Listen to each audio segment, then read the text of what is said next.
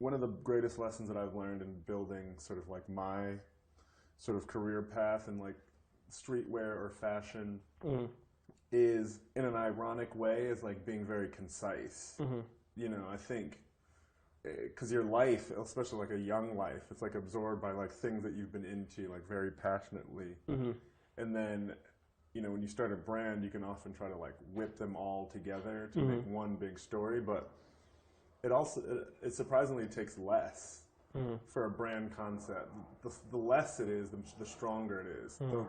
The more focused, the more, you know, when your brain starts drawing parallels between, say, like Olympics, Nintendo, and anime, then it can start to get a little bit like fuzzy as to like what does the brand really mean. You know, like the biggest trick in design that I use is just like hyper focus and then repeat. You know, make one thing and then it's like a template.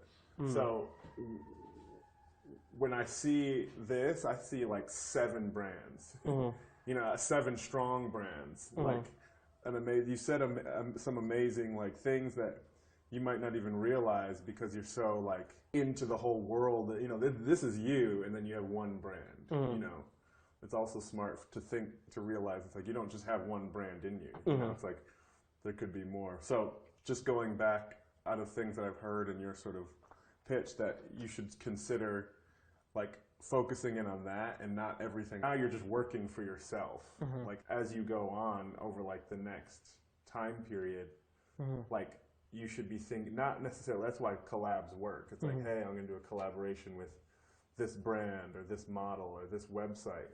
Then all of a sudden they start talking about it, and then you're talking about it, and then now you have 2 people talking about the same thing, which is going to grow your audience. Right now, if all your stuff is just kind of going to your audience, it's sort of insular. I'm going to fold it. They all just go to the background, and you pull in certain things, but it's like this, you're like, when you talk about your brand, I should only know this.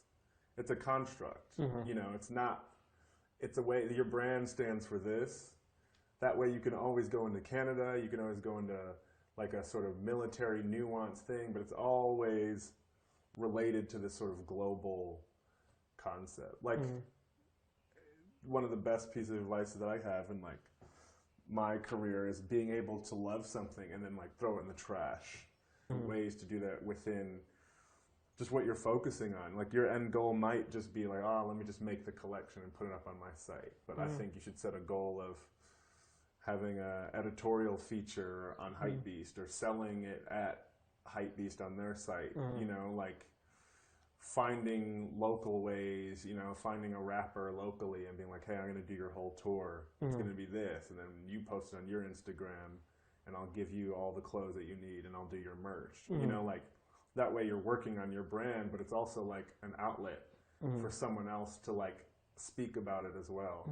That's how you can like grow the concept.